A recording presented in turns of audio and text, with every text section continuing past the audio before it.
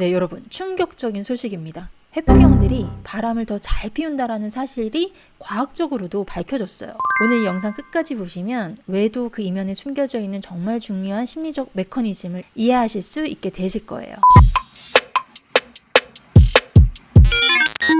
네, 안녕하세요 여러분, 신디입니다. 신디의 외도 문제 때문에 힘들어하시는 분들 정말 많이 오시거든요. 근데 배우자가 회피형인 경우가 정말 많아요. 특징이 있죠. 그 바람이 진지하지도 않아요. 뭐 성매매라든지 원나잇이라든지 온라인 채팅이라든지 아니면 전 연인을 만난다든지 가볍거나 일회성인 경우들이 많아요. 그래서 그 바람을 피우는 상대와조차도 깊은 관계를 잘 맺지 못하는 그런 모습을 보였는데요. 이 다른 이성에게 눈을 잘 돌리는 게 이 회피형의 특징이라는 거를 알고는 있었지만 이게 뭔가 과학적으로 입증해주는 연구가 없어서 그동안 좀 답답했었는데 찾았습니다. 이거예요. 회피형과 외도의 연관성을 정말 속 시원히 제대로 과학적으로 밝혀주고 있는 연구를 소개시켜 드릴게요. 이 연구는 미국의 국립과학재단의 지원을 받아서 여러 대학교 교수들이 공동으로 진행한 대규모 연구인데요. 신디가 최대한 알기 쉽게 정리해서 공유를 드려볼게요. 일단 이 연구팀이 알고자 했던 건 이거예요. 정말 회피형들이 바람을 더 많이 피우느냐, 그리고 이걸 알기 위해서 8가지 서로 다른 실험을 설계합니다. 연구는 굉장히 체계적이고 다각도적인 접근에서 치밀하게 설계됐어요. 이걸 보면서 이 연구자들의 배우자들이 회피형이었지 않았을까 싶을 정도로 촘촘하게 설계를 했는데요. 일단 8가지 알려드릴게요. 첫 번째 연구는 일단 외도를 바라보는 태도를 측정해 봤습니다. 결과는 회피형들이 외도 자체를 바라보는 태도가 다른 사람들보다 더 허용적이라는 것이 나왔죠. 즉, 배우자나 연인을 속이는 게 굉장히 잘못된 거다라는 생각을 덜 한다는 거예요. 하지만 태도만 가지고는 실제 행동을 예측하기 어렵죠. 연구진들은 두 번째 실험을 설계합니다. 바로 250명의 참가자들에게 컴퓨터 화면에서 매력적인 이성과 그렇지 않은 이성의 사진을 무작위로 보여주고 그 후에 나타나는 작은 점을 찾는 속도를 측정을 한 거죠. 결과는 놀라웠습니다. 회피 성향을 가진 사람들이 매력적인 이성 사진이 나타났던 위치의 점을 훨씬 빠르게 찾았어요. 이게 뭘 의미하냐? 회피형들이 무의식적으로 매력적인 이성에게 더 주의를 기울인다라는 거예요. 의식해서가 아니라 무의식적으로 그렇게 되더라라는 거죠. 여기서 멈추지 않았습니다. 세 번째 연구에서는 332명을 6주 동안, 네 번째 연구에서는 329명을 12주 동안 추적 관찰해서 실제 외도 행동을 하는지까지 관찰했습니다. 엄청나죠? 6주를 봤더니 회피형들이 시간이 지남에 따라 안정형이나 불안형에 비해서 불륜을 더 많이 하더라. 12주까지 봤더니 이번엔 성적인 행동들, 키스나 포옹, 성관계 이런 것들을 역시나 회피형들이 더 많이 하더라 라는 연구 결과가 나왔어요. 자, 여러분들 여기까지 어떠세요? 어질어질 하시죠? 그래서 저 사람이 그랬구나 이해가 되기도 하지만 여전히 분노스럽고 절망스럽기도 해요. 그쵸? 근데 이 연구가 여기까지만 있고 끝났다면 제가 아마 소개를 안 시켜드렸을 텐데 희망적인 연구 결과도 있습니다. 연구진들은 또 고민을 했죠. 왜 이런 일이 일어나는 걸까? 그래서 이 현상에 대한 핵심 메커니즘을 알아보는 연구를 설계를 했어요. 그게 5번째부터 8번째 연구인데요. 이걸 통해서 정말 놀라운 발견이 일어납니다. 바로 이 회피형의 외도에는 헌신도라는 핵심 열쇠가 있었던 거예요. 헌신도와 외도의 인과관계를 밝혔다는 점이죠. 헌신도가 뭐예요? 부부간의 헌신은요, 단순히 좋아하는 감정, 사랑하는 감정 이상의 의미를 가지죠. 헌신이란 내가 이 관계를 지속시키겠다라는 의지이자 어려움이 생겨도 함께 이겨내겠다는 책임감 있는 태도를 말해요.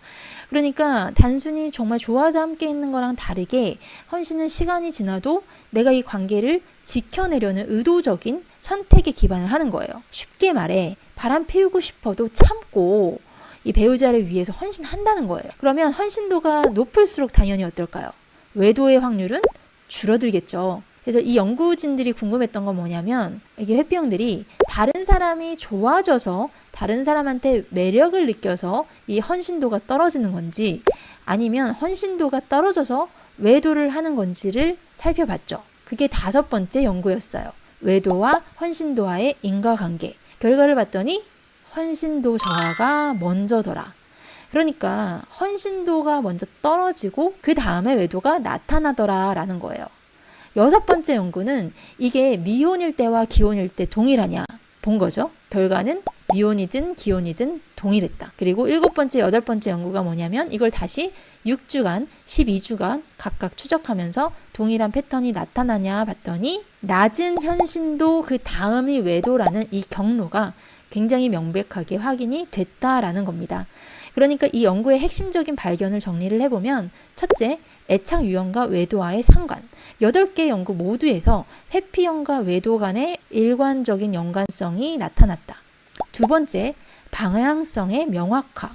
그러니까 기존에는 외도 때문에 헌신도가 떨어지는 건지 헌신도가 떨어져서 외도를 하는 것이 불분명했다면 이 연구에서는 헌신도 저하가 먼저 오고 그 다음에 외도를 하더라라는 이 방향성을 명확하게 보여줬다라는 데 굉장한 의미가 있습니다. 그리고 세 번째는 무의식적인 영향. 회피형들이 의식적으로 내가 이 바람이라는 걸 피하겠다라고 해서 하는 게 아니라 무의식적으로 내 의지와 무관하게 일어나는 면이 있다라는 걸 보여준 거예요. 의도하지 않아도 그냥 무의식적으로 매력적인 대안들의 이성들의 주의가 끌리더라. 그리고 네 번째, 관계 유형을 초월한 일반성이 있다라는 거죠. 이게 남잔지 여잔지 결혼 전인지 후인지 이걸 다 떠나서 동일한 패턴이 나타나더라. 반면에 불안형이나 안정형들은 딱히 이런 패턴을 보이지는 않았습니다. 회피적인 성향이 있는 사람들이 가지고 있는 근본적인 심리 메커니즘과 관련이 있다라는 거를 시사를 해주고 있어요. 물론 불안형도 바람을 필 수가 있죠. 하지만 이런 특정한 패턴을 보이지는 않았다는 거예요. 그래서 뭐 회피형이라고 다 바람 피고 불안형이라고 바람 안 피고 이게 아니라 외도에도 종류가 많은데 회피형들이 외도를 할 확률이 더 높고 만약 그들이 외도를 한다면 그 외도에는 패턴이 있다는 거죠. 자, 우리가 논문의 내용은 여기까지 정리를 하고요. 이걸 가지고 우리 삶에서 도움이 될 수 있는 인사이트를 도출을 해봐야겠죠. 사실 이거 보고 회피형 욕하고 끝나면 무슨 도움이 있겠어요. 내 삶에. 여러분들 그러라고 이런 컨텐츠를 만들고 있는 게 아닙니다. 물론 미혼이신 분들은 배우자를 선택하실 때 도움을 받으실 수 있겠죠. 근데 문제는 이게 머리로 다 알아도 마음이 끌려요. 회피형한테 끌리는 그 무의식적인 것들을 풀지 않으면 머리로 알아도 그렇게 만나지게 된다고 했잖아요. 그래서 미혼이신 분들은 결혼 전에 신디에서 자기 작업, 커플 작업 꼭 해보시라. 특히 커플 심리 검사 해보시라고 추천을 드리고 싶어요. 근데 이제 문제는 이미 회피형과 관계를 맺은 분들이시죠. 회피형 남편에게 해주면 좋은 말을 인스타그램에 올렸어요. 근데 회피형 욕하는 댓글들이 무려 600개가 넘었습니다. 여러분들 그 댓글들을 보시면 엄청난 분노를 느끼실 수 있을 거예요. 그리고 저도 그 분노를 충분히 이해를 합니다. 저도 그렇게 분노를 해본 적이 있어요. 근데 우리가 거기서 멈추면 내 삶이 더 나아지지는 않아요. 아시죠? 이런 연구가 있는 이유, 이런 신디가 있는 이유가 뭐겠어요? 그냥 관계를 끌어버리는 거 그게 쉽지 않아요. 우리가 이런 상황에서 살아갈 수밖에 없는, 끊어낼 수 없는 상황에 놓인 사람들이 너무나 많다는 거예요. 아이가 있어서든지 뭐 경제적인 이유든지 그런 것도 아닌데 헤어지는 게 어렵다든지 여러 이유로 이 고통스러운 관계 속에 놓인 분들이 너무나 많다는 겁니다. 그래서 여러분들 욕하고 돌아선다고 내 인생이 더 나아지지 않습니다. 이혼을 한다고 해도요, 여러분, 내 작업이 안 돼 있으면 비슷한 패턴에 빠질 확률이 높아요. 그렇다고 이 문제가 명확한 솔루션이 있어가지고 오늘 내가 뭔가를 하면 내일 바로 좋아지는 그런 문제도 아니잖아요. 어려워요. 맞아요. 그래서 신디를 만든 겁니다.